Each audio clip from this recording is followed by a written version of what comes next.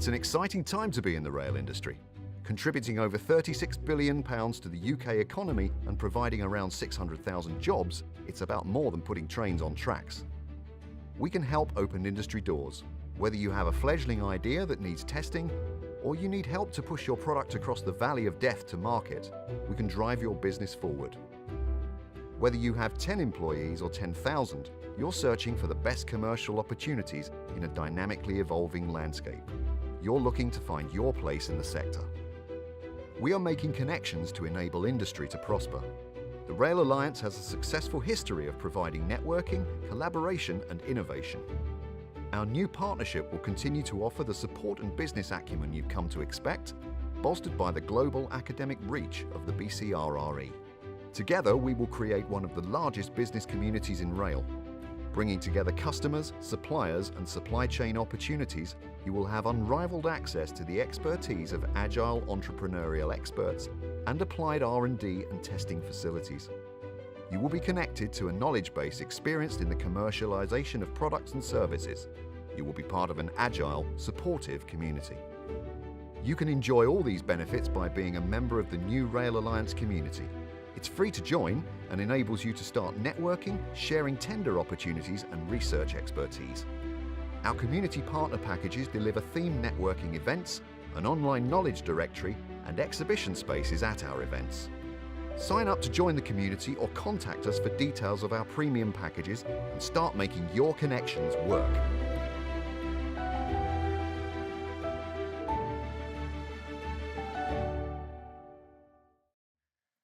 Good morning, everyone. Good morning. Thank you for joining us here in Birmingham today. I'm pleased to say it's not just me speaking for the next 2 hours. You will hear those delightful dulcet tones from that video shortly. So, firstly, let me introduce myself. I'm Alex Burrows. I'm Director at the Birmingham Centre for Railway Research and Education, and now the Rail Alliance as well. Important things, housekeeping. There's no fire alarm expected, so if it does go off, I believe there'll be a female voice followed by a male voice, which means we'll have to evacuate. If we have to evacuate, I believe there'll be lighting and people and signs that will tell us where to go. But follow me. I'm sure I'll find the way fairly quickly. Toilets, hopefully you found them already with teas and coffees. They're back downstairs in the platform space. Right, welcome to Millennium Point, first of all. I want to thank the venue for hosting us today. You'll have seen outside that works have now begun on what will become HS2's Birmingham Curzon Street City Centre station, which is a great reminder of our fantastic industry and also the prize for all of us here in delivering a world-class railway system delivered by a world-leading rail supply industry. So I've got 3 core outcomes for you today. Firstly, obviously, here to introduce to you the new Rail Alliance. Secondly, to explain the benefits and opportunities that the new Rail Alliance will bring to all of you. And thirdly, and perhaps probably most importantly, to ensure that you all get involved. And it's not just involved in terms of signing up to be a part of the Rail Alliance community, but it's involved on Twitter as well. And those of you who know me will have surely been expecting that. So please get tweeting. Please take lots of photos, lots of videos of everything you see, all the people you meet today. And please use the hashtag #NewRailAlliance. And this is really important. Not because I have any bets with anyone. Let me just make that absolutely clear. I have not bet anything with anyone that we will be trending in Birmingham today with that hashtag. But if I did, I'd hope you'd all use that hashtag just to help me. So please do. Right, to business. Introducing the new Rail Alliance firstly. We want you all to have a full understanding of how the Rail Alliance is changing and what our new offer is to you all. Secondly, how this benefits you and the opportunities it will bring. We want to make sure that you can see and feel the tangible benefits that the new Rail Alliance will bring, both for you personally and for your business. The coming together of BCRRE and Rail Alliance provides a compelling offer, we think, and we hope you'll agree. combining significant knowledge, expertise, and industry experience. And then finally, getting involved. So sign up today, tell everyone, use the hashtag, use LinkedIn too. It's not just about Twitter, LinkedIn matters as well. In fact, use every channel possible because we want to get the message out. We are passionate about the railway, the rail supply industry, and UK business. And we want to convey that passion to all of you, and we want you to feel it and be a part of this community with us. Okay, a bit more about the New Rail Alliance then. So, you'll notice a theme here. 3 things I want to convey to you before we go into more detail. Firstly, it's all about the community. It's all about the Rail Alliance community that we're building from a very strong base already. So we want to deliver the largest rail SME community, building on the existing Rail Alliance network. And we're changing how we work. So we're going to be operating, or rather we're going to use an operating model that will be a freemium operating model. So free at the point of use. We won't be a membership association any longer. There are trade associations doing their jobs, and we want to make clear distinction between what our role is and how we can help you. And to do that, we are an enterprise support network. We are here to provide you with a network, we're here to provide you with support for your enterprises, and a community that sits at the heart of the rail supply industry. And third point, around online and events, the 2 channels for you to communicate with us and for us to communicate with you. So these two key channels, I will let my colleagues Martin and Ellie tell about in further detail after me.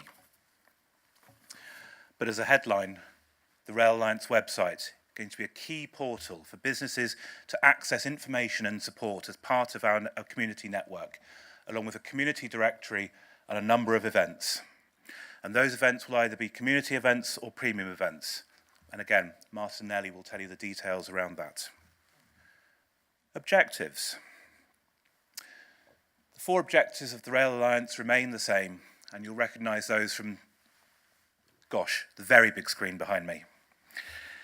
They're focused on our 4 core values based around our community and the value of our network and the strength that comes from building collaborations across it.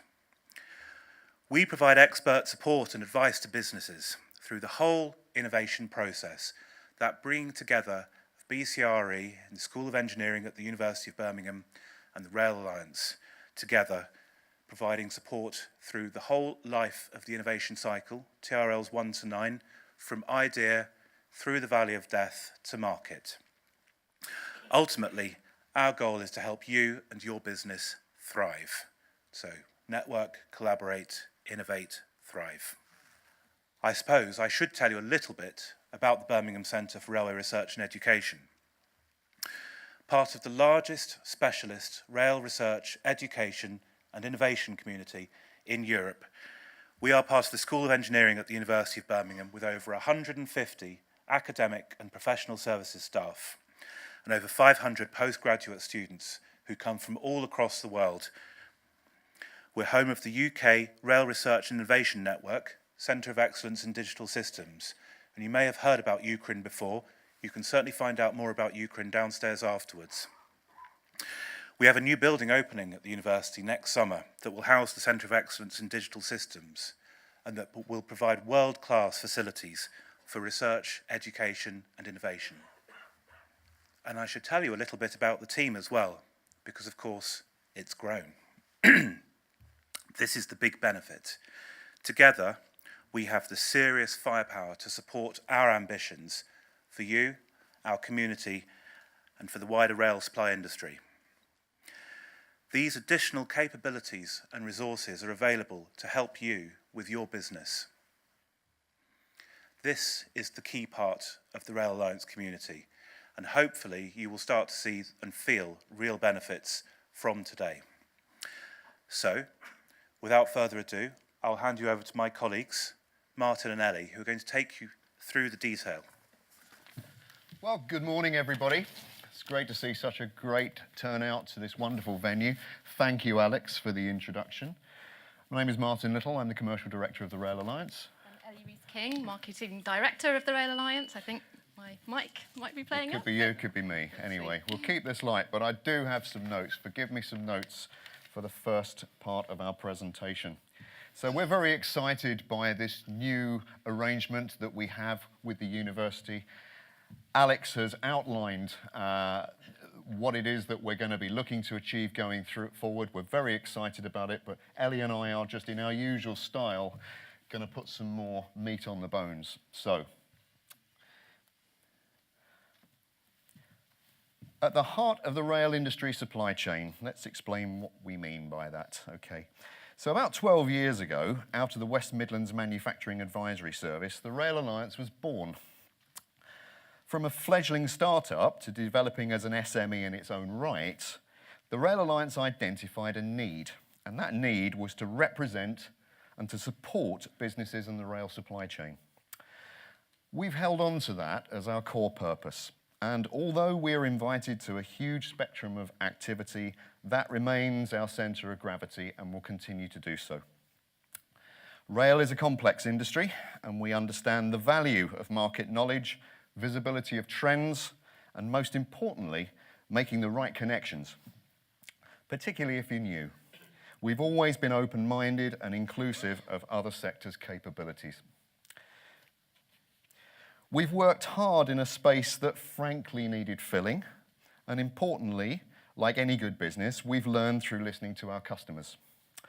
Our thriving business community is the largest in the sector, its diverse offering reflected in the broad mix of business support the Rail Alliance delivers. And we'll explain what that is. A lot of it is business as usual going forward. In achieving this position, we've also established the Rail Alliance as a brand that is trusted and represents a fresh, market-driven approach for change, and which in doing so delivers value to our members and indeed to industry at large. As a capacity for industry change, the Rail Alliance is perfectly placed, observing, listening, understanding and delivering against the real needs of SMEs demonstrates an affinity with real businesses. We're down to earth and realistic in our approach. It's no exaggeration to say the Rail Alliance has not only raised the industry's awareness of supply chain challenges, but in doing so has helped in its own way change how its supply chain is indeed perceived. Like any good business though, success is maintained through adapting to market changes. So it's right that we now raise our game and refocus our objectives on the next phase of the Rail Alliance's industry presence. At a time of unprecedented investment, our industry needs to engage its opportunities in the broadest possible sense. Rail's calling for a rethink. New technology, new processes, all aimed at delivering value for stakeholders, passengers, and the UK economy. In aligning the Rail Alliance with the Birmingham Centre for Rail Research and Education as part of the wider UKRIN capability, we will strengthen our business as usual, as Alex said, more firepower, but additionally provide an exciting dynamic environment for innovation, introductions, collaboration, and commercial success. So, what does that business support package look like? Many of you in the room are existing members of our community, so much of this will look familiar to you. But we really put our focus, if you like, is business support for the tier 2s and below. Business-to-business connections and collaboration are achieved through our general community and the strength and depth within that, but also within the events, and there is a vast spectrum of events that we put on during the course of the year. Some of which we run ourselves, some of which are with industry partners that value what we do and what we're able to deliver. Route to market information and expertise will continue to be core to what we do similarly. We've run some great programs for Network Rail, who are in the room today, on their design for reliability process, which is all part of the product acceptance regime that they are now refocusing in bringing new ideas forward. Similarly, with HS2, we were delighted to be involved in the RSG-backed best practice program, all about upskilling companies from all sectors into rail, into that major project, getting the best out of what the UK can offer. Ellie, a little word on marketing, perhaps. So, well, I was just going to talk a little bit more about the route to market, because traditionally the Rail Alliance has been very good at taking companies with their innovation to help with product approval in terms of putting people in touch with the right people at Network Rail, or specifications and standards, as Martin alluded, DFR, those sorts of things. Now we have the BCRRE piece with the Rail Alliance. It means that we can actually work with organisations who are either looking at new innovation or working with your research and development departments or innovation teams to bring that innovation right from concept through to commercialisation, sort of a guided pathway, a gateway, if you like, into innovation. With regards to marketing and raising company profile, that's something that traditionally the Rail Alliance has been very good at. We help companies with their PR. We're not a PR specialist, but we use social media very well, as including LinkedIn, as Alex mentioned, Twitter, our website we use for news releases. We also are asked regularly by magazines to contribute editorially or writing about things in the industry. So it is a way of using the Rail Alliance with our connections and reach to market to tell the industry what you're doing in terms of your market, to support your own marketing strategy. Back to you, Martin. Thanks very much, Ellie. The main difference there is probably the section in the middle there. Over the years, we've had good, solid relationships with the OEMs and principal contractors who have contributed brilliantly to some of our presentations and initiatives. But I think what the arrangement with the university is going to bring is it's going to open up that potential. We'll get on to what that potential and focus looks like in a second. But that's where we see the biggest benefit to come, is it's that connecting your capabilities with what's actually needed by the market. Market intelligent and ears to the ground, as it were, that's what we get out of our members' meetings. And I think it's fair to say over the last couple of years, we've really improved that product in that you get the right people in the room, the firewall is down, you can approach them, you can find out exactly what's keeping them awake at night and introduce yourself. But the international thing is another thing that we've come on to. Perhaps in the last 6 months to a year, we've really opened our scope internationally. Yeah, so the Rail Alliance has always supported companies with their export strategy in a way of either representing at trade shows such as Intertrans or working with the DIT. We are getting more and more involved with, particularly with reference to the sector deal, now that export is seen as a key element of that as well. So we have a link now across Europe with a cluster group of organisations called the European Rail Clusters Initiative. And they act as the network. So we have the MAFEX in Spain, for example, and then across to France and Poland, all across Europe. So we have 11 groups of companies across Europe that we can reach out to and talk to about local market need. We're also working on a program called BCRRE, which is about looking at the innovation, the value chain that exists in Europe, and what is it that overseas in terms of market need is available. So we did a lot of research over the last few weeks and months, and the US market was identified as an opportunity to perhaps take what the European rail industry as a whole can go over to. So in the beginning of April, we'll be there for a week on a study mission looking and speaking with organisations in North America.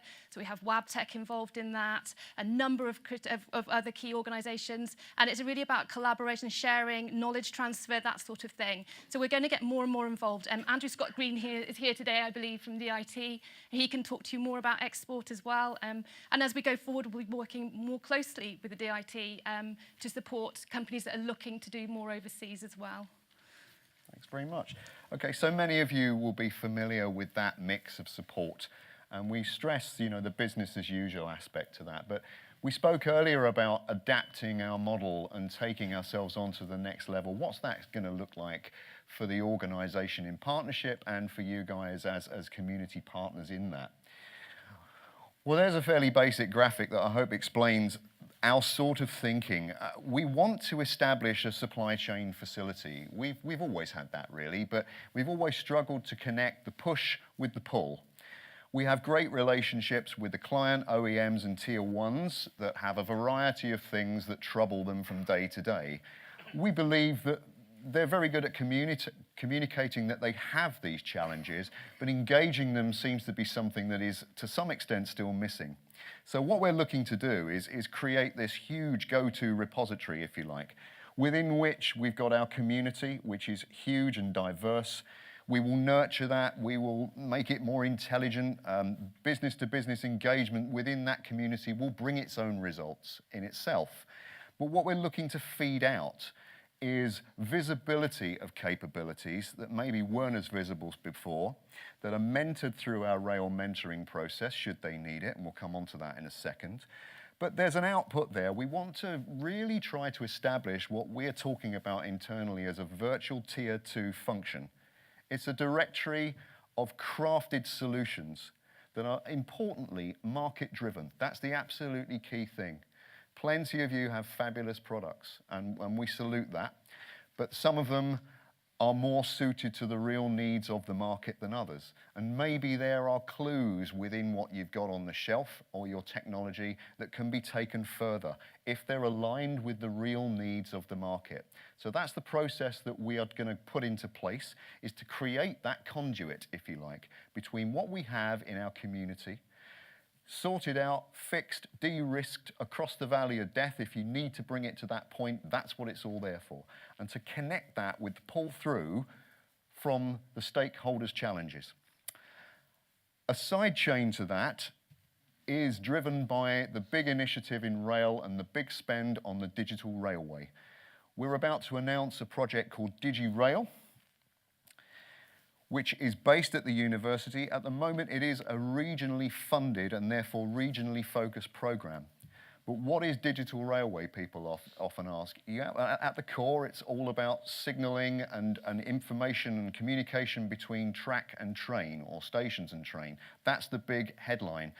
But what we're looking to identify are companies and solutions where, through data, through analysis, you can prove what your product will do. You can prove and underpin its value proposition. So digital rail will extend more to the obvious things on the digital railway, and that's where the university is engaged with this process. We have a launch event at our HQ on the 22nd of March, the end of this month, and if you're based in the Birmingham area at the moment, or just want to find out some information about that, by all means register for that event. It's free to attend. But more of that on the day. A little bit about mentoring. Mentoring is a process that our colleagues have run now for several years very successfully. It has been national, but just recently, again, it's gone regional. We're looking at several regional projects at the moment. One is currently live. But the idea is that if you're new to rail, or actually we have quite a few people that are already in rail, don't we, that see this as a value, just to sort of audit their processes, audit their offer, relative to who's buying what sort of communication they need. So it's really just a sort of a fitness program, really, for those of you that want to grow your rail business. Again, all of these things are available on our website. Further information, come and talk to us. That's what we do. We're open, we're human. Come and talk to us about what you want, and there'll be something in there for you. Underpinning all of that is where we live. QRTC is a working, living, breathing, stinking rail site. And it's got a 3-kilometre part electrified loop. There are businesses in rail established at that site and a huge amount of testing that goes on. There will be a significant investment as part of this deal with that site. That's going to become a go-to facility for testing. And it will underpin everything that Alex and we've been talking about today. Okay, so the bit probably most of you want to know is, what will the BCRRE Rail Alliance now look like in terms of a community to be a member of? There are 3 fundamental building blocks of that, or 3 categories if you like: community participant, community partner, and our affiliated organisations.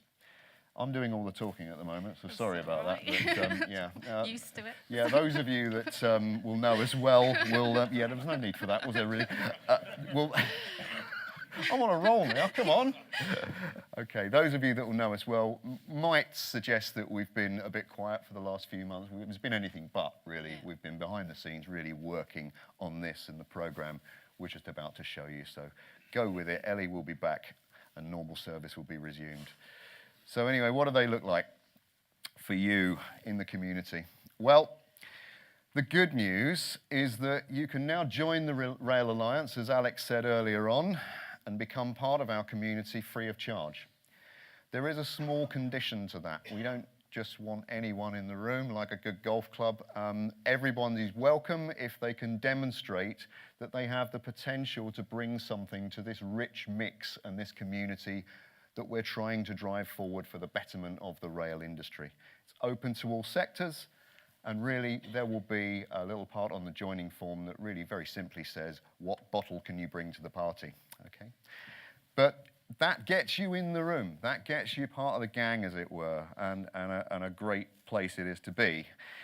Gives you, as Alex and Ellie have alluded, great visibility online, and that's where we'll be driving most of this opportunity, activity. An online forum we've been asked for some time to actually exchange ideas and to poll solutions from within the community. So that's something we'll be setting up, won't we?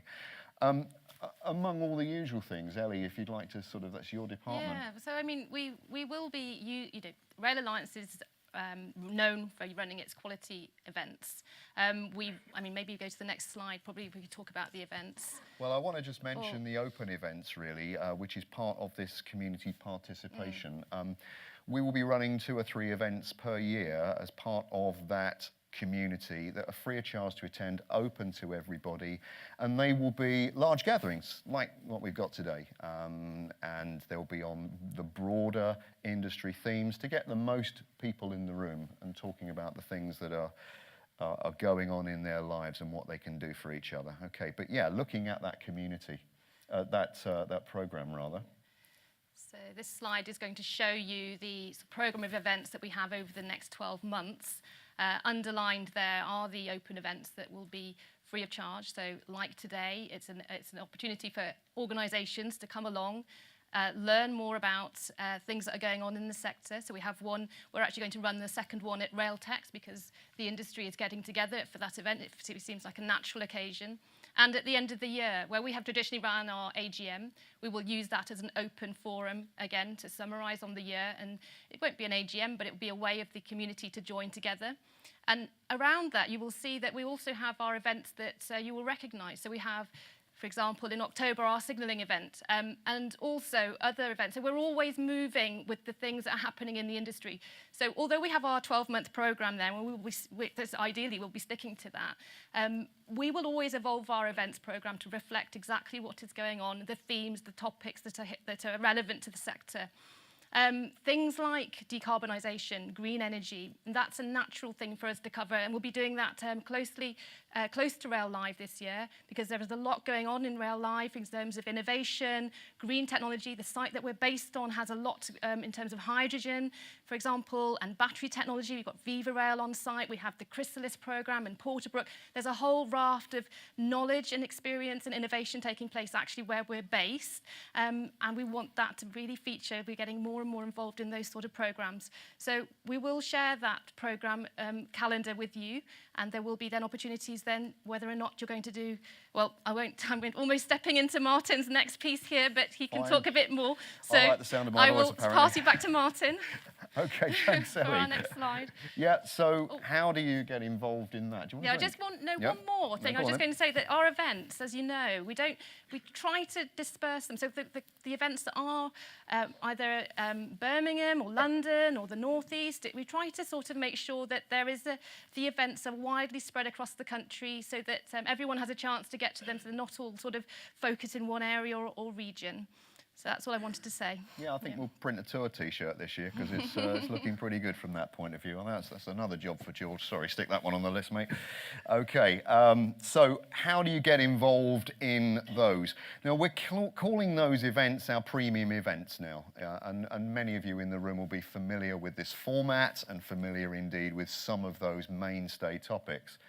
But we thought we needed to be a little bit more flexible. So you can now pick and choose how you interact with that programme on a pay-as-you-go model. Now you can all read what it says on the screen. £150 plus VAT per event per person. That's a delegate price, but we will limit that to 2 delegates per event. But that enables you to really choose, your right direction of travel. But what we find is that most people come to 3 events a year at least.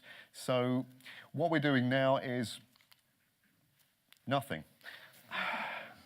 What is happening there? There we go, it's a video. Okay, there you go, that's the good news. You can now get fully involved in a manner that most of you are familiar with for that price. That's per company, okay? In addition to the standard community entry, that is a community partner status. So you're buying a premium events package. That gets you into everything for 1 year. And also, if things are looking a bit tight on other bookings, it will actually, this is where it starts getting a little bit hard to manage sometimes, but it will give us some steer on priorities where on the open events particularly. The other benefit is you can have up to 3 delegates per event under that package. We'll also throw in a pop-up display space. It's something that we've seen happening more and more at our events. We see the value in it, so why wouldn't we put that in as part of that community partner program? It's all about you getting the best bang for your buck, okay? Sponsorship opportunities would cost you more and are very much dependent on the event in question, but we'd go to you as a community partner with those opportunities first. The real key thing for many of you is the discount at Rail Live, which we negotiate with our event partner, Bauer Media.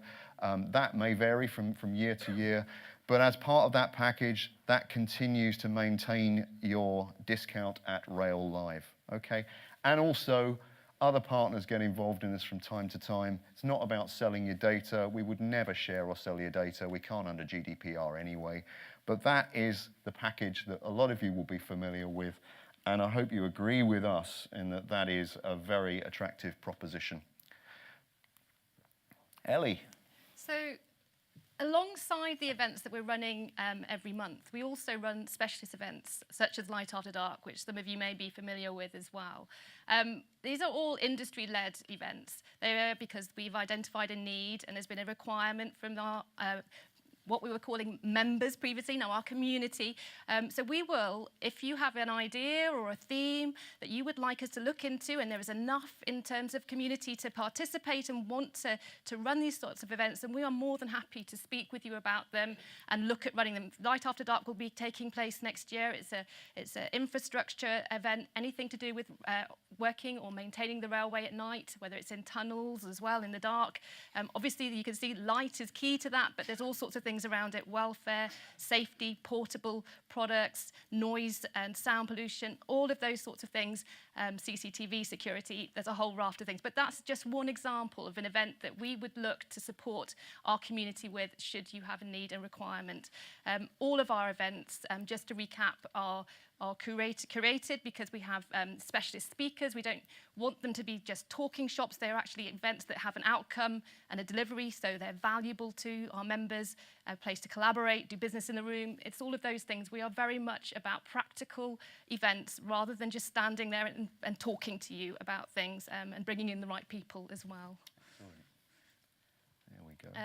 Our industry events, so you will, again, Rail Alliance, we will always support the industry events, and we've got Ukraine in there this year because of we're far more involved, obviously, with BCRRE now, so we can reach in with the university beyond Birmingham as well. So we've got Southampton and Huddersfield and all the universities supporting that with their innovation. And there is an event, and it's coming up, and I can't read it from this screen.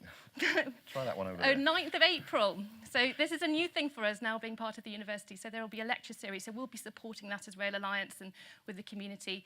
And Rail Tech's being the next event. And then Rail Live, which is obviously a highlight for us being on site there. You can see the themes, and I'm sure most of you will be aware, if not all of you should be aware of Rail Live, and we're really excited to be part of that this year with the university and all the things that are going on there.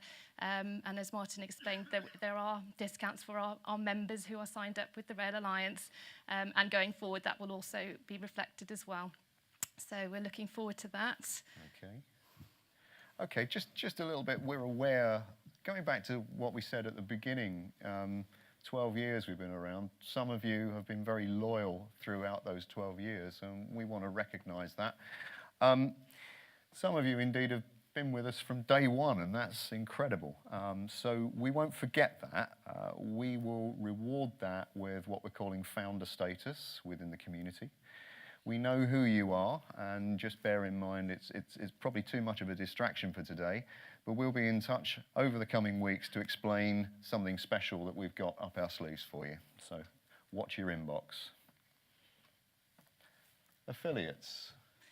Yeah, so you can, recognize those logos and partners, affiliates. We used to call affiliates partners, but we're all working together. So whether it's the PWI or HS2, Network Rail, I could read them all off. I think most of, if not all, are in this room today. And these are supporting the member, the collaborations, the innovation, the drive for the sector deal. We're all in it together, and we have always been very proud of those relationships and are invited to sit at the table by a lot of these organisations, all of these organisations, because of the value that the Rail Alliance brings to the overall discussions.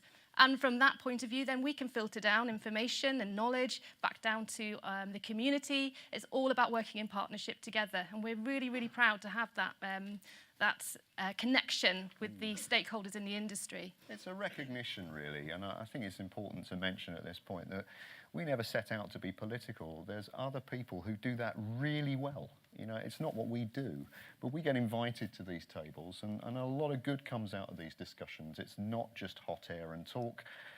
We run programs for many of those partners, but it's a two-way process. We get speakers from that engagement, we get venues, and it's all for the greater good. So that's something I'm sure that is going to continue and will strengthen over the coming months and years. So, what do we do now? First thing for you to do, as Alex said, is to join the community. If you're right, and most of you, if not all of you, will be, we'd be delighted to get you on board if you're not on board already. We want to start building this repository, this community of rich, diverse stuff. So, you can see one of our colleagues out there in the foyer where you can process your application today. We can even take some money off you for the partner applications if that's what you want, okay? So if you're not a member, today is the day to do it. We'll be communicating all of this, won't we, after the event, because obviously there's an awful lot of people that, as strong as this gathering is today, there are a lot of people that will need to know this stuff as well that aren't here today. Existing members, you're probably all sitting there thinking, okay, how does that work? If you're a paid-up Rail Alliance member, and I've done the maths on this, I can promise you, there are no losers. As of today, you are automatically assigned the community partner status. Okay, so you get into everything the same as you usually would, and with the additional benefits. The really good news is that will roll on to the end of 2019 with no further charge. We'll run it on exactly the same rolling basis as we did the old membership model, so you will be treated as individuals in terms of those dates. Okay, so that's the good news. If you're a member, you're now a community partner. Founder members, as I mentioned, we'll be sorting something out special for you, and we'll be in contact with you soon. So we hope that that's given you a little bit more detail today. It's been great seeing so many people in the room. As I mentioned before, we are very fired up by what this partnership with the BCRRE and the Ukraine brings to our hard-working organisation. It gives us a lot of stability for the future, and that means we can do an even better job. But as I mentioned before, it's a little bit about evolution. We've done a job and we've done it well. What we want to keep doing is delivering. We want to keep doing the job for you so that you put yourselves in danger of selling some product. Okay, so that's us done. Thank you very much indeed. I'll hand you back to Alex.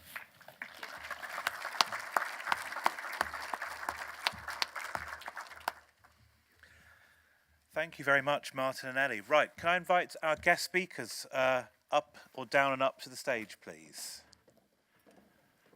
Here they come. They've got quite a few steps to navigate. So thank you very much to Martin and Ellie. Hopefully that gave you a lot of the information that I'd previously promised. The good news is, as long as these guys keep to time, there'll be plenty of time after them for questions and answers with Martin and Ellie and I. Great, thank you very much. Right, we have our first victims on stage, and I'd like to invite Gordon. Is it still morning? Yes. Good morning, everybody. How are you? What an auditorium, hey?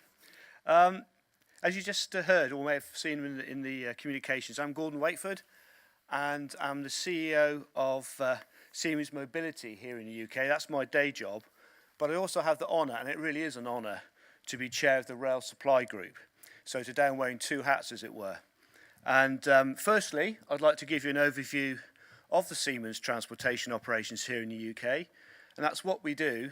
And also, in addition, why we're so proud to be a founding member of the UK Rail Research and Innovation Network, which you heard from Alex Ukrin, which actually complements, obviously, the new combined organisation that we're celebrating today. So just let me indulge myself just a little and tell a little bit about Siemens here in the UK, my part of Siemens. So this is us, Siemens Mobility here in the UK. We have some 5,000 employees covering rolling stock, and that's train supply and maintenance, rail automation, that's rail signalling and station management, rail electrification, power supply and overhead line equipment, and also not really relevant for today, but also our road business, intelligent traffic systems. And every now and then we get involved in turnkey projects, as you can see here, as such as building and commissioning, maintaining the infrastructure for the Edinburgh Tram project. A third of our staff and our turnover is in commissioning, service and maintenance of all of these businesses.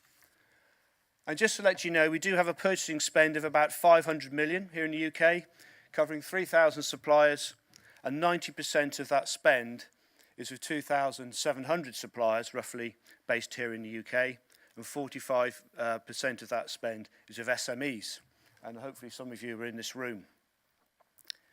Some highlights of our business activities.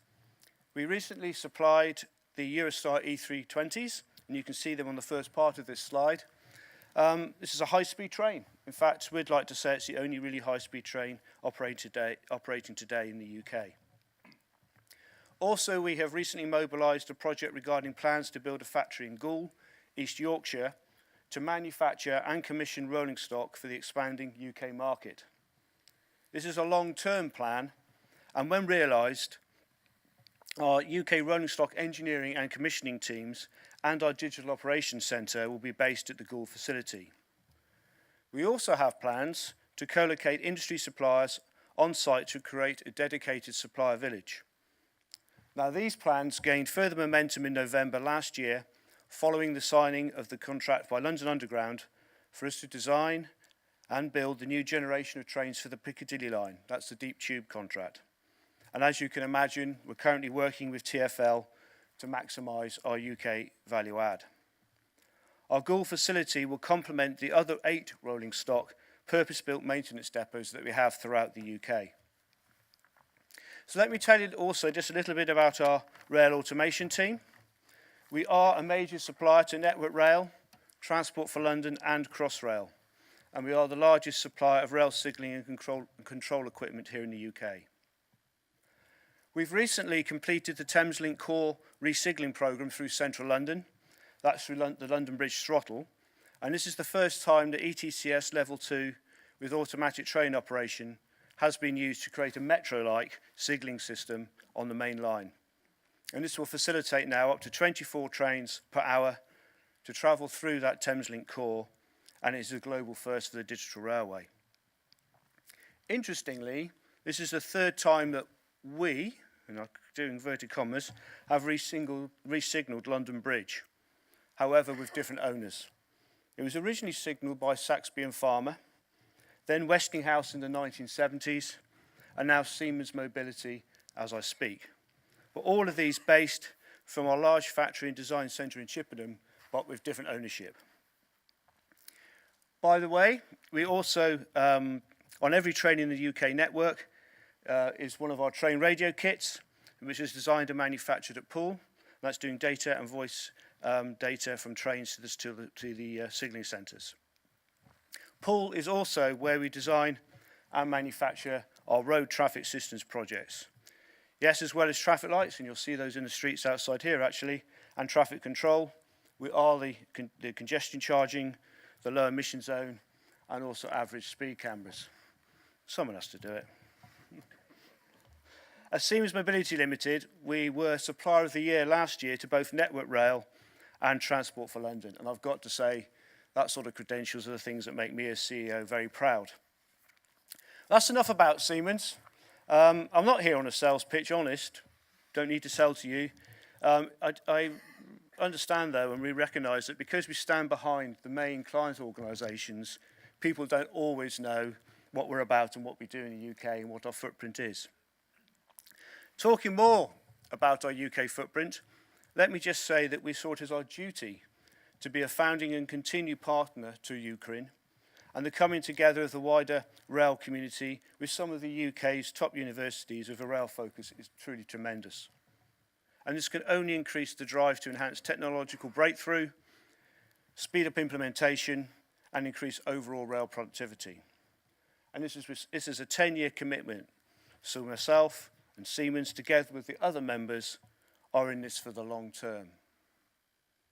Today we've heard about the coming together of Rail Alliance and the Birmingham Centre for Rail Research and Education, and this is exactly the collaboration and the collaboration model which completely complements Ukraine, and it's great to see that both of these initiatives are driven by Birmingham University. So close collaboration, which will be the key, will happen automatically. Just as with Ukraine, this new alliance will ensure that rail suppliers, but especially SMEs, will have a voice directly with academia, where with the right governance and control, innovation will flourish. The task, of course, today is, Alex and all of us involved, is just make it happen. So quickly now, I'd just like to finish up by giving you a brief overview of the recently announced rail sector deal, and we've heard some of that this morning. It's a deal between all of us in the rail supply industry with government. That's mainly Department for Transport and Bays, but other departments as well. So now I'm wearing my RSG hat just for the next few minutes. Formed in 2014, the Rail Supply Group is the only rail body to have members from both government and the private sector, focusing on supporting and enhancing the rail supply chain from SMEs to multinational companies across the UK.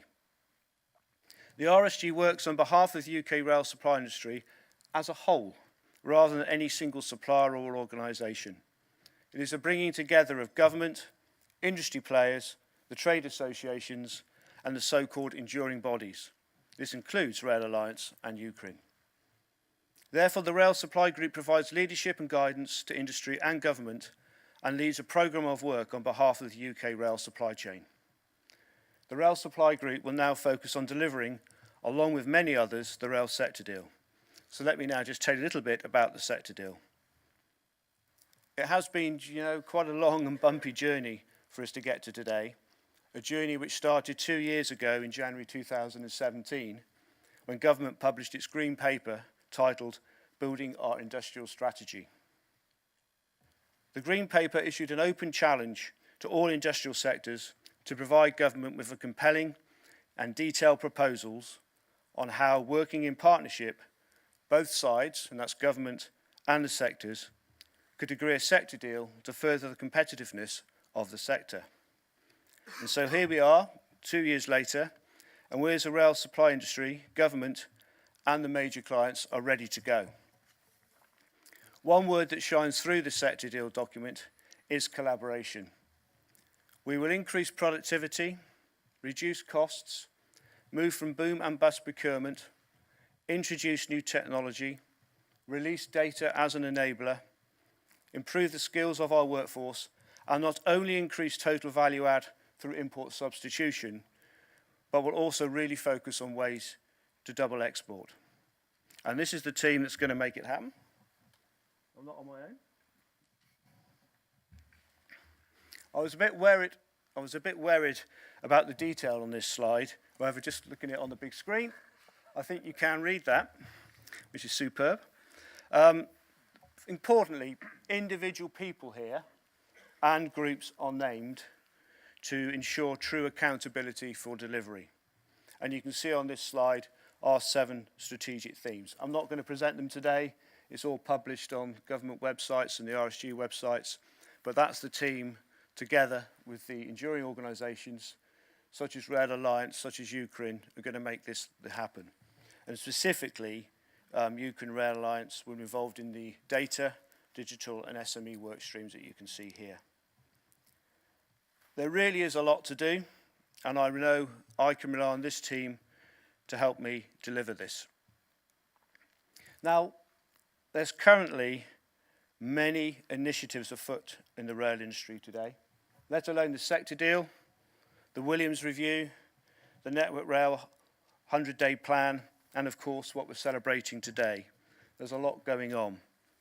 So this really is our collective opportunity to transform the railway sector to be better for all. If we get it right, and it's up to us to get it right, we will have an enduring cross-sector alignment, resulting in improvements which can only inspire current and future generations to work in and, very importantly, travel on our railway. So thank you very much.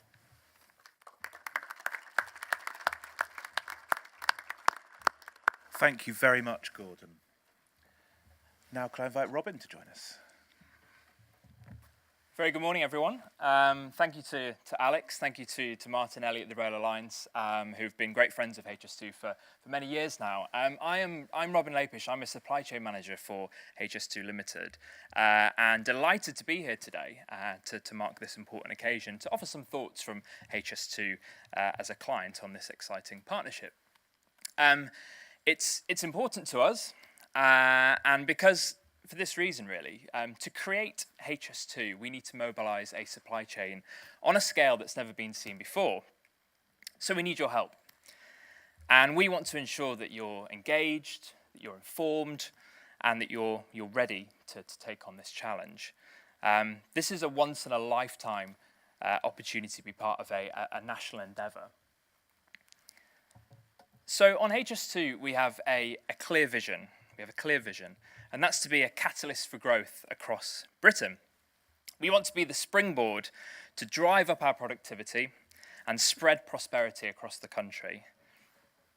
We'll connect and bring 30 million people closer together to give them more opportunities in work and in life, helping to realise not only their potential, but in turn the potential of our great towns, cities, regions, and nations. So we're looking for businesses of all types, of all sizes, and all locations to join our family and to work together as one team to help us create the most dependable, accessible, and people-focused railway in the world. As has already been mentioned, outside our venue today will be home to the brand new Birmingham terminus of the new railway, a brand new high-speed station at Curzon Street. And here is what it will look like. A landmark destination that the local community can be proud to host, a new iconic gateway to this great city. Opening with 7 high-speed platforms in 2026, the station will spark a £900 million regeneration of the wider area, supporting 4,000 jobs, 4,000 homes and 36,000 jobs. But the point I wish to stress this morning is that we can't achieve all of this. We can't achieve all of our aspirations on HS2 by business as usual. We have to innovate. And in building the backbone of our transport system for the next 100 or so years, it's important that we take every opportunity to embrace and embed technology, whilst preserving the flexibility that we will need to ensure HS2 can adapt and evolve to meet rapidly changing consumer needs. Expectations have never been higher. Let's not forget when HS2 opens in 2026, we'll need to accommodate a consumer base that spans some 5 generations. Our service will need to respond to arguably the most diverse customer base ever seen in UK railways. So we're working with industry to develop solutions which in some cases have never been done before, at least not on this scale. HS2 is probably one of Europe's largest startups, but what does innovation mean to us, and how is it relevant to you?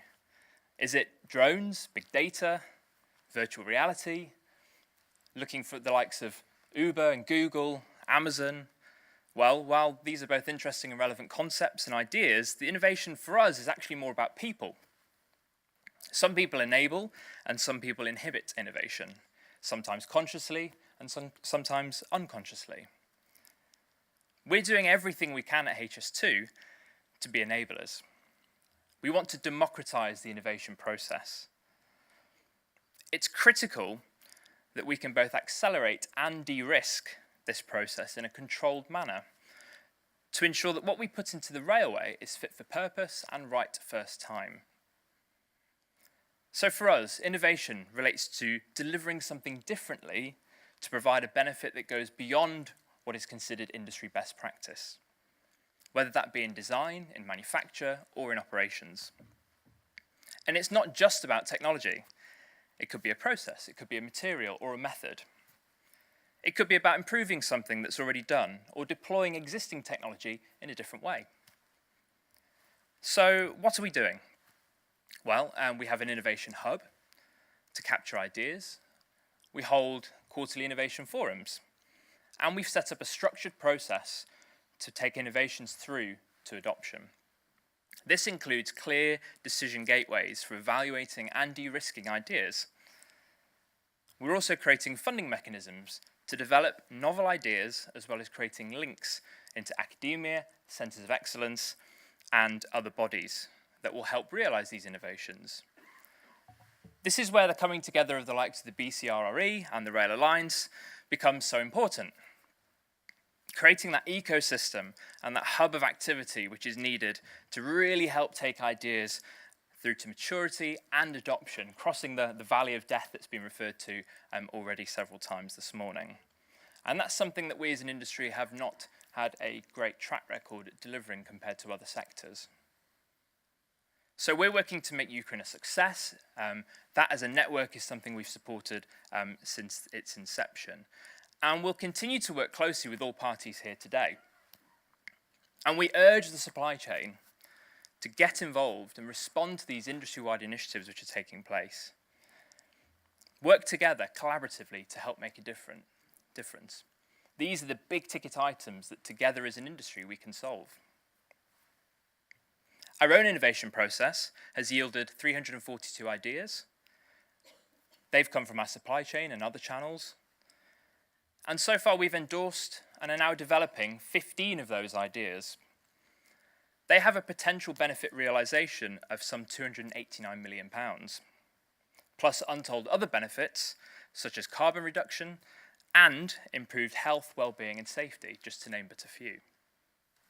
Examples include a proposal to pilot a system to recover heat from HS2 tunnels and a proposal to use artificial intelligence to better support project scheduling.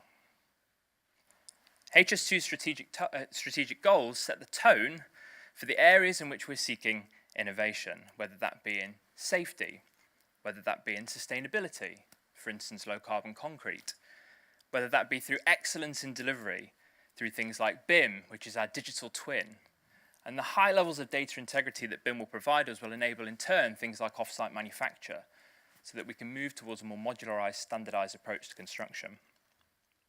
Design and aesthetics, such as what you see behind me. Creating the robust, highly reliable operations that we need. Or in creating a wonderful people experience. We've got to raise the bar in terms of the people experience, providing new levels of convenience and control to people. We've got to make HS2 a memorable experience, consistently pleasurable, taking away, eradicating the anxieties that prevent so many people from travelling by train today. So it's vital that we continue to work and engage with every corner of the industry, networks, academia, and businesses large and small. Because ultimately, it's you who will deliver HS2.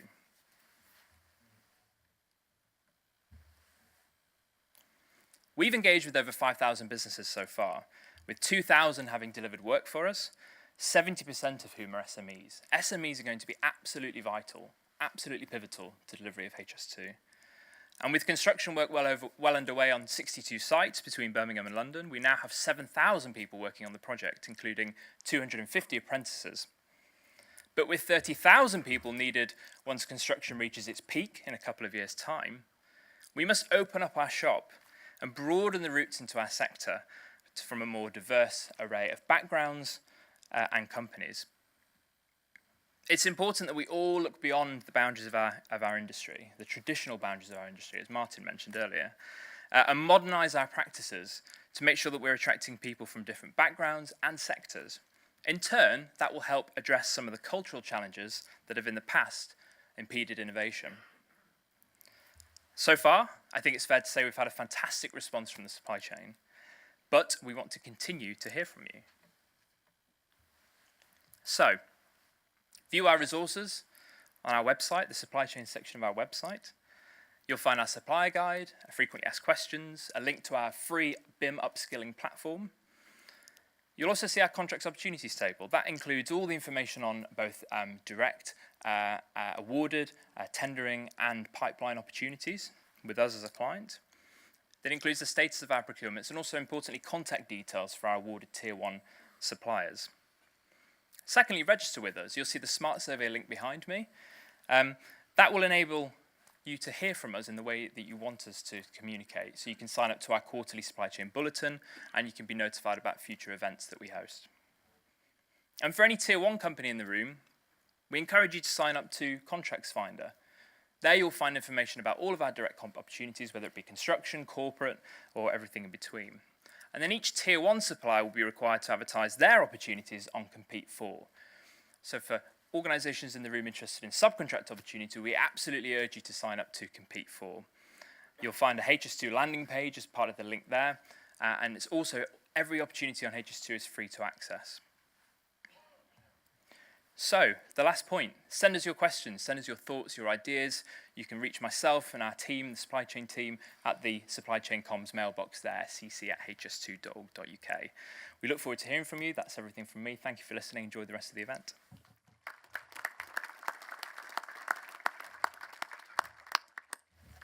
Thank you very much, Robin. And that's good. First two speakers have given you a perspective from an OEM and from a client body. So now we're going to move across to Mike to give us a view from government. Thank you very much, the man from the ministry. So, where to start? I mean, this is a great occasion. Why? It embodies the approach I think we all need to take and are taking to secure the industry's future. As Gordon mentioned, in December, the rail industry secured one of only 9 sector deals the government has entered into. That's with between 8 sectors, because life sciences got 2 bites at the cherry. 60-something sectors have applied for a sector deal. So this really does give us an idea of the sort of underlying faith government does have in the industry. I mean, let's be honest, it's not exactly an industry that's been a poster child for government policy. We do have the potential to embarrass government on any given day, and very often not our fault, but quite often that happens. So to be in among the automotives and life sciences and aerospaces, this is quite a thing. So the deal is ambitious. It does promise to deliver a lot, but it relies on one thing more than anything else to do that. And as Gordon indicated, it's the same characteristic that secured the deal. That's actually collaboration in the industry. If we're honest, in the 25 years since privatisation, that probably hasn't been the watchword a lot of the time. If you'll permit me a brief diversion. So I've been doing this job now for about 4.5 years and very much enjoying it. When I started this, I remember having a conversation around the amount of data available in the industry. And if it were used constructively and thoughtfully, and more to the point, made available to entrepreneurs, as TfL does, it could be enormously powerful. But again, actually, as Gordon said to me at the time, what do we do with it? Well, the train operators, the network operators, try and sue each other over Schedule 8 payments. They employ lawyers to use the data to apportion blame for poor service. Now, the fact that we're actually going to turn this round and BCRRE are involved with developing a data platform where we can share this data is majorly significant. This is the sort of collaborative approach we really need. It's what secured us the deal, and in fact, number 10 now use the rail sector deal as an exemplar for all other sectors. So delivering the objectives of the deal will rely on different parts of the industry working closely together and with aligned incentives and priorities. So this is from affordable digital signalling, better customer experiences because we're using that data better, trying to iron out the boom and bust in the rail business cycle, which will then encourage investment. And finally, because we will do better in our domestic market, you get those reference sites that you can export from. In all this, collaboration will be the key. I mean, this is a long way around of saying this is why the collaboration between Rail Alliance and the Birmingham Centre for Rail Research and Education is so important and welcome. It's part of a shift which I believe will come to be recognised as a step change in how UK rail world works.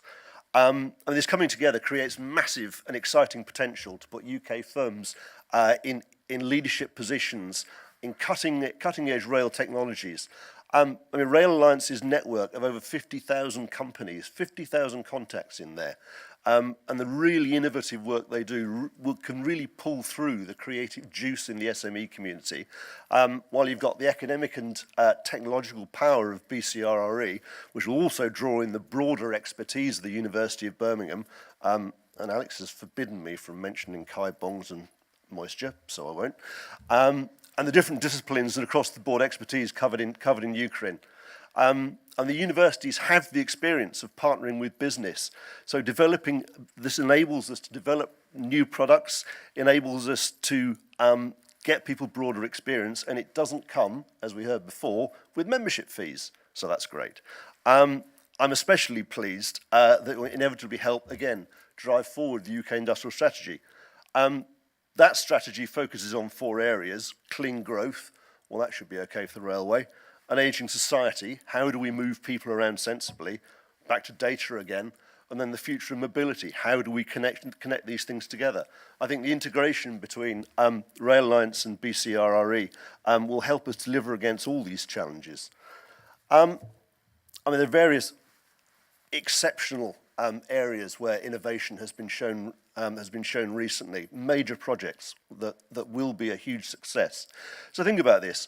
Albeit down in London, we have 2 heavy rail lines, Thameslink and Crossrail, operating or very nearly ready to operate at metro frequency under the heart of London, probably the only first world megacity.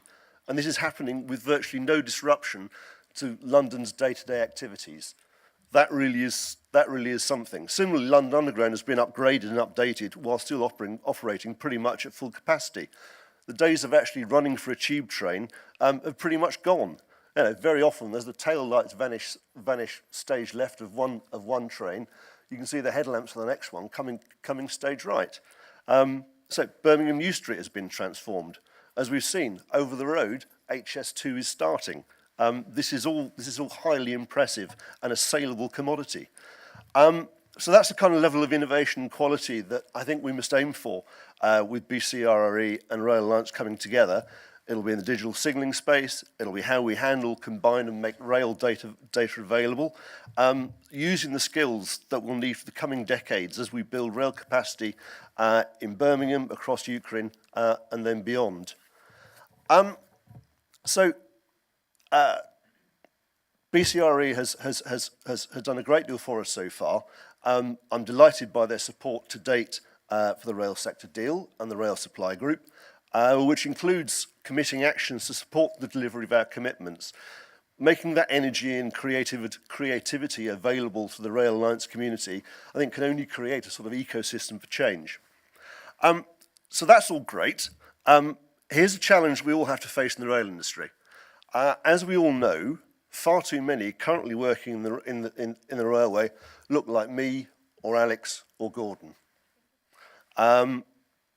We need to replace or recruit afresh 13,000 engineers between now and 2030.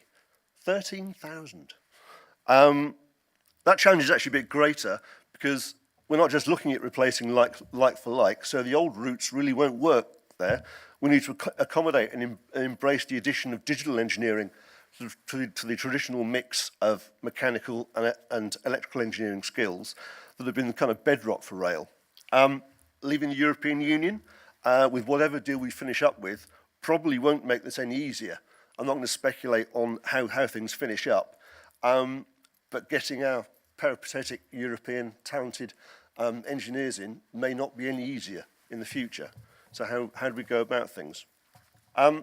Like some of you, I'm sure I attended IMechE's annual Rail Division lunch a couple of weeks ago. And though I was kind of prepared for this, I was struck by the 90-odd% domination of white males present, me among them. This can't be healthy for the current railway, nor make most of the opportunities for the future. The introduction of the digital aspect must surely broaden the appeal of rail to aspiring and diverse engineers for the future. But how do we go about ensuring this is the case? I was also at TfL's International Women's Day Gala at City Hall last Monday evening, and it was apparent that to shift the dial and start getting female participation on the rise particularly, we need to start much earlier. How do we get girls in, say, years 3 to 6 interested in what, at the other end of the telescope, we all call STEM? How do we generate the critical mass of interest that then is sustained through to GCSEs and A-levels? And we know girls traditionally score higher than boys before falling away from paths that will lead to engineering. There are many initiatives at senior schools, that's welcome, but arguably too late, or at least misses some of the opportunity. So in this, it strikes me that Birmingham University and their industry partners, extending through UCRE and its industry members, all of whom have schools engagement programs, could have a real impact. We must be able to create an enticing shop window for junior schools to get kids interested in what will, as they approach their GCSEs, be known as STEM. The Rail Alliance community, with its great agility and inventiveness and can-do mentality, can surely provide a kind of counterpoint to the multinationals and household names that maybe seem to dominate the sector. So if you've got some kids who aren't instinctively attracted to a multinational, you've got the other end of the spectrum there. The engineering and inventive base of the railway must have access to all the talents available. And I do hope this is something this new arrangement with the Rail Alliance and BCRRE can help deliver. Anyway, right, rant over on that. That's it from me. I'm very much looking forward to the successes and opportunities Rail Alliance and BCRRE coming together will provide. And I hope to be part of these. I suspect we stand here today and we're barely scratching the surface of what it might achieve. And in that I include, inevitably, collaboration and helping the industry address the burning platform of our skills challenge. Thank you very much.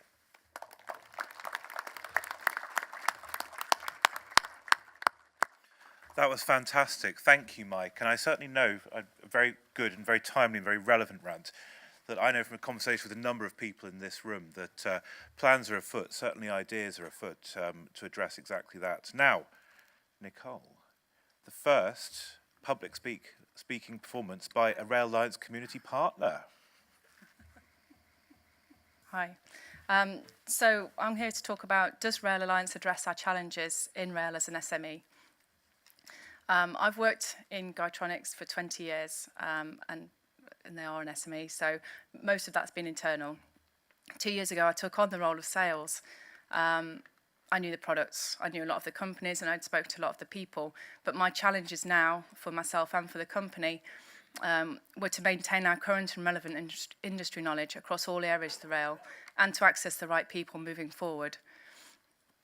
Guytronics spans across many industries, but within rail, we manufacture and supply line-side and level crossing telephones, station and platform help points, and on-train communications for driver, guard, and passengers.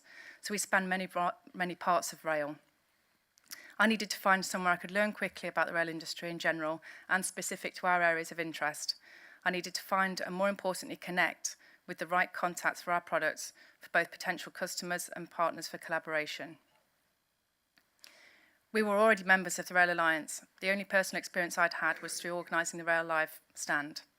So I attended my first Rail Alliance seminar, and during that and since, we've been introduced where needed to the relevant people. I've learned so much from the various seminars. So the seminars, for me, has shown the innovation going forward in the rail industry. We've taken part in the SME workshops and the supplier engagement events, where we've had the opportunities to talk directly with the tier ones. At the events, obviously not every meeting leads to direct business, but we share knowledge and experiences, and Guytronics are now collaborating with companies that we've met through Rail Alliance, bringing the market closer to us as an SME, and it brings us the new opportunities. The mix of speakers at the seminars are refreshing. Big or small, everybody has a voice, and this is really important, a really important point. SMEs in the rail industry often ask how they can be heard, especially when they aren't already supplying to the industry. I'm lucky that we're well established in the rail, but I still found it difficulties in promoting new products or technologies. For Guytronics, being a part of Rail Alliance has always been about working together to get a message out. So whether that's whether that's contributing to improvements and ideas for Rail Live, being asked to contribute editorial for articles, which we did for stations last year, or being part of discussions at events, or I feel that the SMEs are listened to and are actually valued. To feel you have equal access to the larger corporations really gives a good footing to work from. Whatever we've needed within Rail Alliance has been able to facilitate our inroads by knowing where to go, who to speak to, or by already knowing the answer. So does Rail Alliance address our challenges in rail as an SME? For us, I'd say yes, but my advice to SMEs would be don't expect the rewards. Use the Rail Alliance to your advantage. There's a wealth of knowledge, research, test facilities, funding and opportunities to make the most of the available support. Thank you.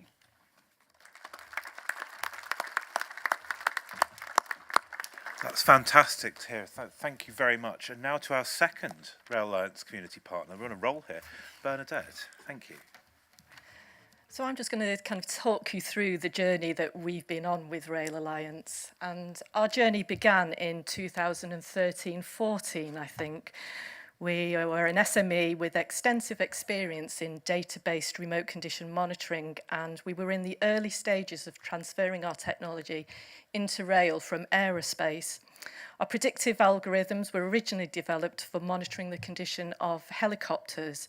These are highly complex machines where the characteristics of remote condition monitoring data change with environments, pilot and operational mode. Our advanced data-driven algorithms and anomaly detection techniques replace fixed thresholds to enable earlier detection of defects with low false alert rates. We discovered that rail were having the same issues as aerospace with their condition monitoring data and felt our technology could help.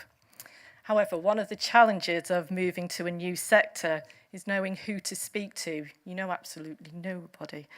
So it's crucial to make those new contacts, and Rail Alliance helped us with this. We initially attended a few Rail Alliance meetings and could see the benefits of becoming members. Through these meetings, we met people working in rail and began to make new networks. Rail Alliance also sought to understand what we did and how we wanted to grow. They gave us opportunities to talk directly to people working in remote condition monitoring applications through subject-specific events. We were able to share our successes in rail, monitoring escalators and track circuits, and raise our profile as specialists in data-driven predictive maintenance. It was through Rail Alliance we learnt about Innotrans, the biggest exhibition for rail, probably in the world. And we attended initially as visitors and then as exhibitors, having taken up Rail Alliance's opportunity to share a stand. I highly recommend it. This was a great opportunity for us, leading to a new prospect stream. When we had our own stand in 2018, Rail Alliance supported us again by including us in their Innotrans member booklets. They even made the time to come and visit us on our own stand. And for anyone who doesn't know what Innotrans is like, it's a huge venue. Walking from one place to another can take half an hour. So we really appreciate the fact that Martin made the time to walk all that way. And of course, social media and their marketing. We could always rely on Rail Alliance to retweet or share our news with their wider audience, for which we are very grateful. So as Rail Alliance move into their new collaboration with Birmingham Centre for Railway Research and Education at the Birmingham at the University of Birmingham, Hummerware are also embarking on a new phase. We've recently been acquired by BCRRE Electronics, a Finnish supplier of intelligent train automation and onboard data systems. Hummerware remain a UK-based SME as a subsidiary of BCRRE Electronics, and with our new managing director, our range of services now provides an end-to-end capability from sensors to data collection and analysis, resulting in actionable information for a predictive maintenance capability for both infrastructure and rolling stock. We will continue to develop predictive maintenance solutions for the UK rail industry and export these globally. We thank Rail Alliance for their support in our rail journey so far and look forward to continuing our relationship as we both embark on our next phase. Thank you.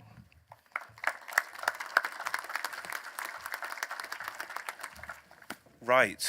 Thank you again to those speakers who've joined us today and given you a range of perspectives from across the current industry landscape. So we had the OEM, the client body, government, and then SMEs, indeed new Rail Alliance community partners, which I'm really pleased to see. So I promised you earlier, our agenda comprised 3 outcomes for you all.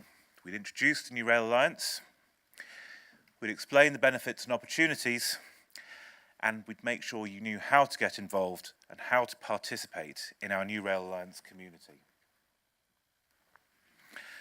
So, getting involved. The website, the online, the main channel, a portal for information and to signpost you to opportunities and support. Our events, community events and premium events, and the direct enterprise support, the key part of it. So through community participation and through projects like DigiRail, all businesses in our community can engage with us and obtain business assists and support to help your business thrive.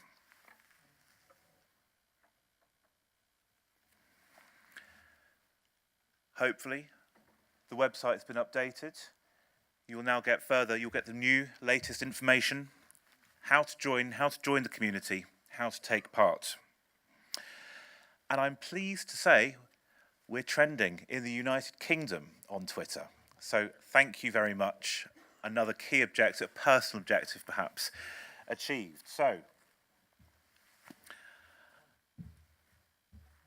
it's now time, if I press the button again, for questions and answers.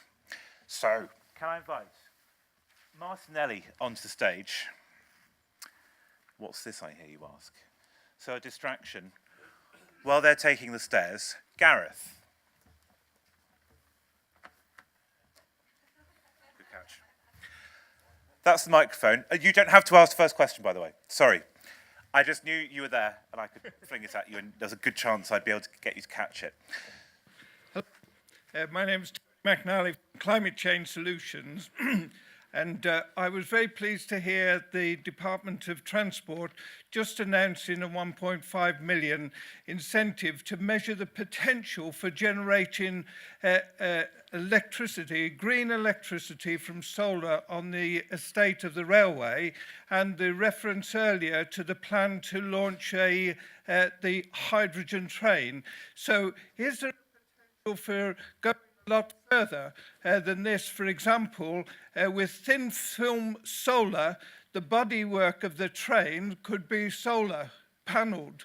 The glass could be now solar glass on it, and the potential for the rail industry to be a generator largely of its own green energy. And I just wondered if our people could comment upon that. Thank you very much. Thank you for the question. I think we can certainly comment on that. This is an opportunity for our pitch, isn't it, really? As you may know, we're launching our, in partnership with Porterbrook, we're launching our hydrogen train at Rail Live in June. And so this is an area of significant importance and capability for the Birmingham Centre for Railway Research and Education. And in partnership with Rail Alliance and Quinton Rail Technology Centre, there's a great opportunity to work with you, to collaborate with you on developing these kinds of innovative technologies and prove them to the market. I think that's the really important part, is we can help you to prove to that technology and to demonstrate it to the market so that hopefully quite simply, yes, we can get that technology adopted. I think we all know the importance of addressing climate change, and we'd certainly be very interested in exploring how we might collaborate with you on that. Could I just jump in with an example there? Is Guy from Bloxhill in the audience today? I think he signed up. Where's Guy? Perhaps he's too busy. Anyway, Guy is one of our sign-ups to the DigiRail programme, and part of their product portfolio is an intelligent coating that can be applied to train bodywork that is effectively, it's not just reflective, it's just generally efficient for heat and light. And what that actually delivers is less energy usage on trains itself. And we're going to take Bloxhill as a company through the DigiRail process and to prove and underscore with data and actual just prove the potential for that technology and hopefully connect that with somebody who has a use for it. So that's exactly the sort of thing we're looking to deliver. Good morning or afternoon. Neil Poynton from TM Rail. It's a question for Mr. Siemens, really. I just wondered where he'd gone.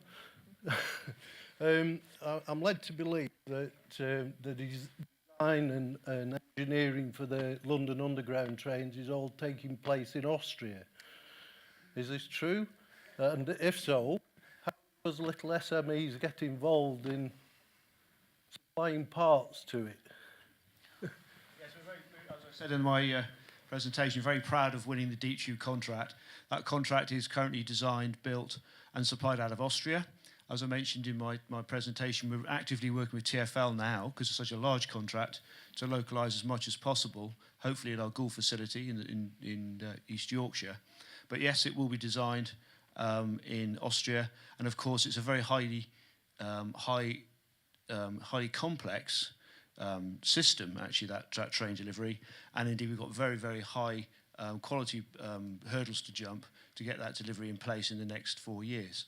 So the situation we're at the moment is discussing with Transport for London how we can do localisation in the UK of that train manufacturing in time, once the proof of concept is there, and indeed it also technology transfer into that supplier village, that railway village that we want to create up in Goole. So it's an ongoing commitment from Siemens. I've got to say I'm very proud that we've had discussions from the UK. My job is to maximise local value add in the UK amongst running these other businesses that I showed you this morning, that Siemens, my headquarters, have agreed to do that transfer to the UK. We're now going to make that happen with Transport for London, but that will create, therefore, a railway hub for Siemens and future manufacturing and assembly of rolling stock here in the UK, as amongst other things, bogie overhauls and refurbishment of our existing fleets, because they're getting old now. The Siemens fleets have been delivered over the last 10 to 12 years, and we want to really make sure we can maximise doing that work here in the UK. So it's a first step, and you need something like the Deep Tube programme to allow myself and my UK team to justify to headquarters. Now's the time to set something up in the UK, and I'm really proud that we're doing it. So in time, there'll be a lot of opportunity for SMEs. As I said, we've got a lot of work spend in the UK currently, some £500 million. I want to make that as much as possible. That's my job. I was just wondering where the first aid is when you get hit in the eye. It's Peter Smith from Leone. My similar question for Robin, really, on HS2. Working on the assumption that the rolling stock for HS2 will be made by a foreign company, made overseas. What, if anything, is going to be in any contract that ensures, just for example, that ongoing maintenance is carried out within the UK to give UK companies the opportunity not to gain from the initial build, but to gain from the ongoing maintenance that's going to be required and supplying spares and replacement parts? Thank you for the question. We have a shortlist of 5 bidders tendering for the rolling stock opportunity presently. They're all international businesses, as is normal in the rolling stock world. The trains will be managed, the first fleet of trains, high-speed trains, will be maintained in Washford Heath in East Birmingham. That will be the home of the fleet in that depot location there, which we will construct over the next few years. And in terms of local content, we can't mandate UK content as part of the contract, but we're very committed to working very closely with all of the bidders and also the supply chain at large more generally to make sure they're in the best possible position to win work so we can maximise the economic value of the contract to UK organisations. We've spent a lot of time engaging with the market. We've run industry days, meet the bidder events that we held up in Doncaster at the outset of the procurement. We had 60 SMEs on that day meet with each of the 5 shortlisted tenderers. And we've published our technical specification on our website as well, so any company can go in and download that, understand our requirements, and that hopefully is aimed to make them understand what they need to do to support those tier 1 bidders as well. So we've done a lot to enable and facilitate the participation of UK companies as much as possible through the supply chain, and that's something we're committed to delivering once we award the contract next year. There's a range of things in the contract to enable that, but we want to make sure that's maximising UK content for the right reasons, and we're committed to working with the industry more generally to try and make that happen. Thank you. Good afternoon, everybody. My name's Mark Wingfield from Max Conflict Management. Very, very interested in the whole idea of the Rail Alliance. The events sound fantastic, and the support of, like me, quite new entrants into the rail industry. And I'm just wondering, what's the best way of engaging with you to do something about presenting at one of the events in the future? Right, well, welcome. Lovely to have you here, and great that you can attend. I mean, probably the best thing to do is definitely come down to speak with us after the event closes. We can have a proper conversation about things, but join the community level membership for now, and then you will be accessing the newsletters and the events that are coming up and that sort of thing. And we need to just, like any relationship, it's about finding out more about what you do, you finding out a bit more. I mean, you've had a good sort of introduction today, but we can sort of have a conversation, start to build that sort of knowledge, what are you trying to achieve as a business, and all those sorts of things, and then how you would add value if you were wanting to be involved in an event coming up, or the ideas that you have for an event, and then to see what the wider appetite within the community would be to run that sort of thing. So I look forward to speaking with you, or come to see myself or Martin or any of us at the Rail Alliance or BCRRE, and we'll talk more about it. Lovely, thank you. Well done. Afternoon. David Wokes from Jonathan Lee Group. The position of skills is obviously massively important for the rail industry. Just wondering, given the numbers of 13,000 hires, I think that's actually a little bit low in compared to what the SME community will need.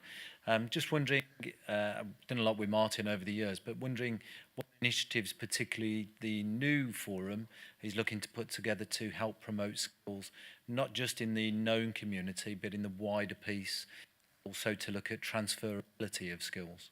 Okay. That's a good question. Thank you, David. You know that we take the skills thing very seriously. It's not always been our sort of specialist subject, I think that's been fair to say, but I think the alignment with the university brings it very much more to the fore. I think even though we have demonstrated this morning the main structure for our events going forward, I think you know us well enough to know we're open for discussion and open for business about anything that we feel is going to add value to that whole proposition. And the skills thing is very much a component of that. We won't ignore that going forward. So, my door's always open, as they say. Our door is always open. So we know what you do. We are aware of the issues, and if there's a community need to get that awareness out in the open, we will embrace that and create something.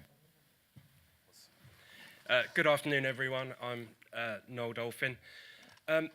Birmingham are really well known for developing new rail systems such as hydrogen. I'm very much interested in rail electrification, so more evolutionary innovation. I just want to understand from the Rail Alliance and Birmingham, what's your appetite for improving existing rail systems, not just creating new ones? I feel I need to make a policy position here, don't I, from that question? Obviously, In fact, it's in the latest Rail magazine. Obviously, our perspective on hydrogen is that it's very much part of the future mix and addresses the issue of decarbonisation.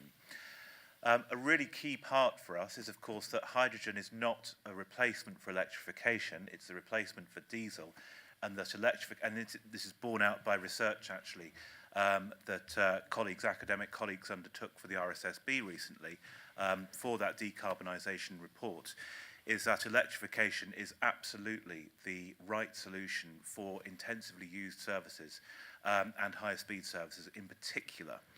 And so we have a very pragmatic view from BCRRE in terms of the application, the development and application of new technologies. We want to see, and this absolutely alignment between BCRRE and Rail Alliance. As I said at the start, we want to see a world-class railway system delivered by a world-leading rail supply industry. And in order to achieve that, we want to have the best products going into the best and the best solutions that are making the best railway. So, we fully support the development, the evolution of technology. We don't want to be creating a technology push where there is no market pull. That's absolutely critical. There has to be clear market demand. And that is where the alignment between BCRRE and Rail Alliance is particularly interesting, because hopefully, and Martin, I'll let you say a few words after me on this, if I may, that alignment between what we're capable of achieving, what our fundamental research at the university is already looking towards, doesn't necessarily mean that those will be the future solutions we will see on the railway. That's up to the railway market to drive that. And that's where, hopefully, the alignment with Rail Alliance will help our academic side become more focused on how we can change the world, how we can make that world-leading railway system possible. Martin. Thanks, Alex. Yeah, I'd only add to what I said earlier on, really, about it being market-focused rather than product-focused. That's, as you'll all know, is a classic cornerstone of product marketing and delivery. I feel that the alignment now gives the university a sort of a more industry-focused voice, if that's the right thing to say. We talk the right language, I believe. And just to back up what Alex said, is that language is always fairly realistic. We don't like saying no to people, particularly when they're paying up members of a community in some shape or form. But the reality is, if your product isn't driven by a real need in the market, unless you've got the latest iPhone or something really groundbreaking, you will struggle. And we have some pretty grown-up conversations with network rail procurement in that regard sometimes. And I think that the industry needs to be a little bit more robust in its communication of what it wants. And if something is not quite right and is going to be a distraction of resource, we as an industry, I think, need to be grown-ups and need to say, it's not quite what we're buying today, thank you very much. But if you developed it, maybe there is a solution. So it may not be a flat no, but I think we've got to be a little bit more straight talking. And I think that's where we come in. Absolutely. And could I just take the opportunity, actually, we've got time for a couple more questions, but a shout out firstly to the campaign to electrify Britain's railway, which I feel is necessary. I won't say, oh, look at that. So, and also whether there are any other colleagues who might want to talk around electrification specifically. I know there are things moving in the industry, whether anyone wants to say anything about that now, or whether we should just be keeping an eye out for it in the near future. Cool. Excellent. Next questions. Okay. Hello, everybody. My name's Bill Mahoney from CTC Energy, and I was actually one of the original members of the Rail Alliance when it started, and West Brom and all that. Just following on from the electrification theme, there's a lot of work being done on battery technology in transport, one of which, of course, you mentioned earlier on is Viva Rail, based at the Quinton Rail Technology Centre. There is also a bit of work going on at Warwick Manufacturing Group, which I know is a different university, but is there any collaboration between, say, University of Birmingham, and BCRRE with people like WMG at Warwick University? So we're hopeful to be building our collaboration. So the answer is yes. There is some collaboration between the University of Birmingham and Warwick Manufacturing Group. We are looking to increase that level of collaboration, and we're hoping that fairly soon Warwick Manufacturing Group will be joining the UK Rail Research Innovation Network in that regard. I would say we are also involved in battery technology as well. Hydroflex, our hydrogen train in June, also uses battery systems in conjunction with hydrogen to provide a hybrid energy storage system to power the train in addition to its electric capabilities. So the answer is yes, and developing, quite simply. Hi Alex. I'm David Clark, the Technical Director at the Railway Industry Association. I think you might have been referring to the piece of work that we've been leading for the industry on what we call the Electrification Cost Challenge, which will be published this week, and we hope will be a significant part of helping rebuild confidence in the ability of the rail industry to deliver cost-effective electrification. Because actually what we found in doing the work is once you strip out a relatively small, albeit big, small number of big projects that didn't go so well, there was a lot of projects in the last 5 years that went well and delivered at the kind of cost that makes electrification affordable. So what we'll be saying is not that we have to wave some magic wand and do a load of innovations and lots of work to make electrification affordable. What we're pointing out is when it's done well, it already is affordable. So let's have some more of it. Fantastic, thank you. And can I just say thank you as well to the Railway Industry Association for attending today, and you'll have our full support on this and all the other great work you do. Thank you.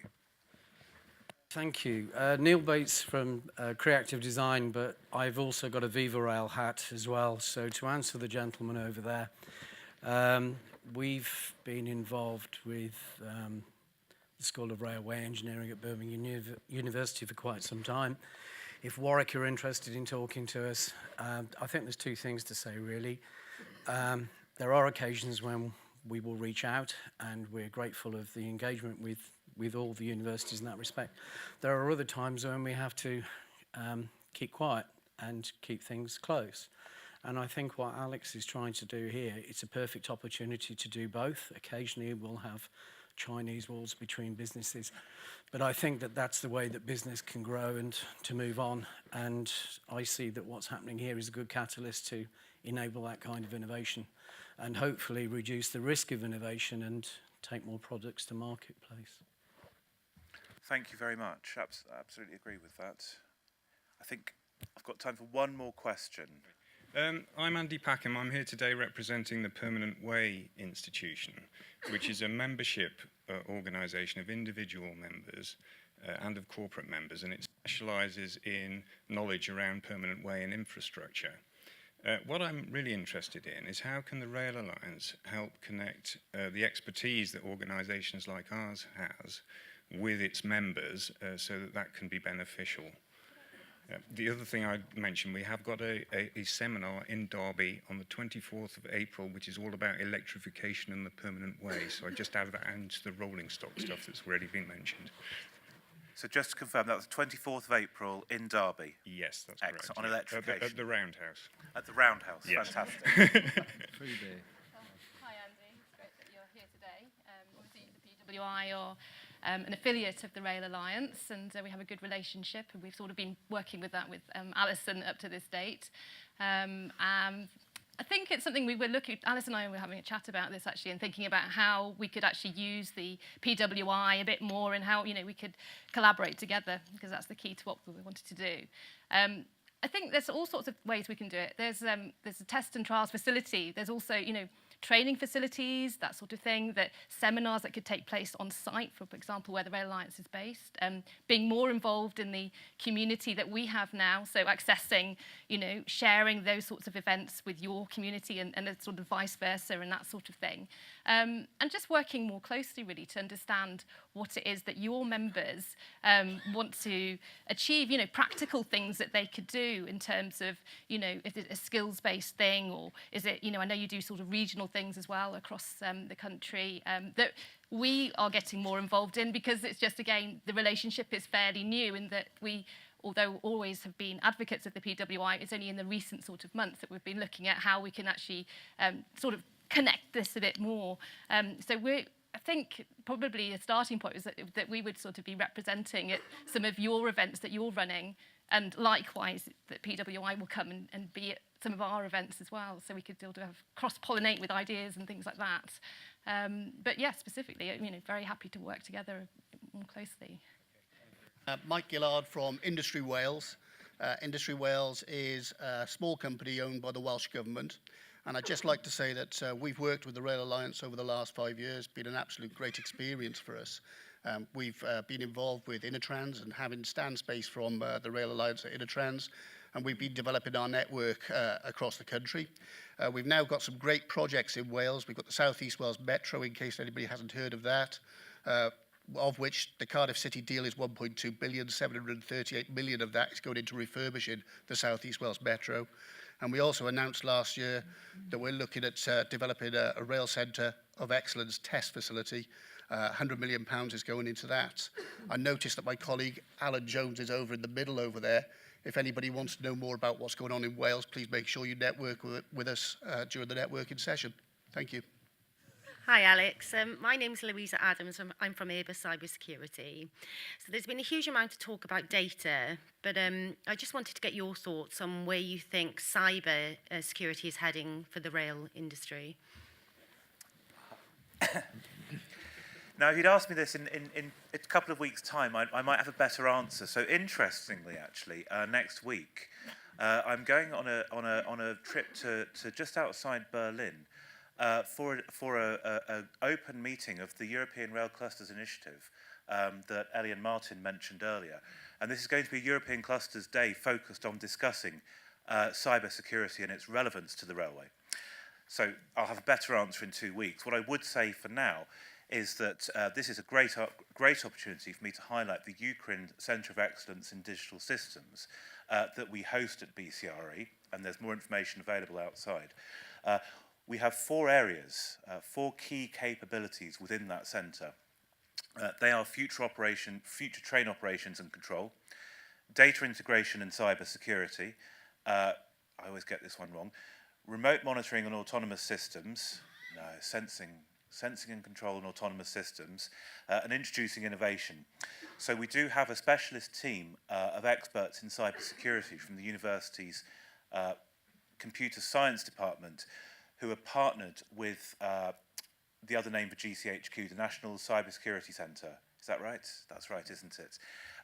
So we have ongoing projects with them, and certainly it would be a case of we bring a significant cybersecurity capability from a practical and academic perspective into our railway centre, and we'd certainly be looking to work with, to develop a group of SMEs through the Rail Alliance community that can collaborate with us and with the National Cybersecurity Centre to understand the potential applications in rail, the potential issues and barriers to developing and bringing solutions to market in rail. And also, I think we have the opportunity for significant global leadership in this space, if I've understood correctly from my academic colleagues. And we'd certainly be keen. This is something I hope, turning around to my colleagues here, this is something that we can address in future medium-term Rail Alliance events on this very particular subject. It is indeed something that we've looked into in the past. We've run various events on cybersecurity in the general sense of awareness, but I think it highlights an interesting next steps move, is that I think we'll start to see emerging some focus groups, and that's not going to be to create talking shops. It's going to be about focusing. It's going to be about focusing what we can deliver through the departments of the university, where the holes are that need plugging up. So I think you're on the right page with that. I was going to say that the community with it, we're planning on the community to be much bigger than it is today. So with that sort of growth in terms of the number of companies and people adding to that, there's going to be a much more topical and informative way of knowing more about cybersecurity and the different challenges. Hi, so I'm Lucy from RTS Solutions. Referring back to one of Martin's slides, you had the OEMs, the tier ones. You also referred to a virtual tier 2. Yeah. We've all talked about collaboration. How are we going to make that happen? Thank you. How are we going to make that happen? Okay, the first point is awareness, engagement. I think, as I mentioned earlier on, our relationships with the people that we need to create the pull-through are good, but they could be better. And I think that's the key thing, as I mentioned before, that's going to come out of this relationship, is that our door is wider open than ever, really, and we need to do two things. One, we need to do what we're doing today to communicate the art of the possible, the fact that we are setting up this concept. It's more than the concept, it will actually deliver some stuff. And it's all about, I think, build it and they will come to some extent. I think if we have a very strong and diverse community already, we're nurturing that, we're upskilling that and creating, hopefully, a real repository of the right stuff, as I mentioned. And that should be attractive. It's a push-pull situation, but we can only make those changes if we have the right dialogue with the people. Those people need to really just perhaps be a little bit more open in their communication with us. As I mentioned, we have good connections there, but perhaps those connections need to be opened up to within other departments of not just procurement, but the engineers, the designers. Let's get to where the problems really start.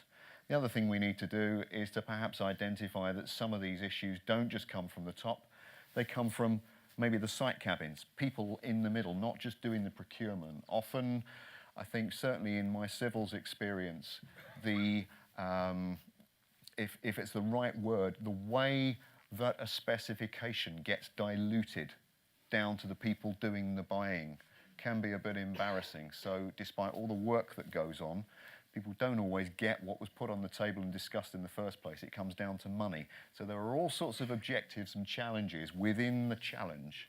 It's not a straightforward answer. We need to set our stall out, which is what we're doing today going forward. And that discussion needs to be as broad as it needs to be. We need to get to the right people that will champion those solutions, that will see them delivered. So I've got a list of thank yous here. So I need to thank all of you, first of all, for coming. It's been fantastic. I'm pleased to say there is lunch outside. Hooray, exactly. And there's hopefully lots of it as well. There are several stands outside as well to highlight. We have a DigiRail stand, which Al will be at. Al's here somewhere. There he is, up there. If you're a SME in the Greater Birmingham, Solihull or Coventry and Warwickshire local enterprise partnerships, we particularly want to hear from you for one specific project. If you're an SME from anywhere else, we particularly want to hear from you as well, so please sign up to the Rail Alliance community. We have more information on the UK Rail Research and Innovation Network as well. We have more information on the Birmingham Centre for Railway Research Education. We're also pleased to welcome Women in Rail, who also have a stand here today.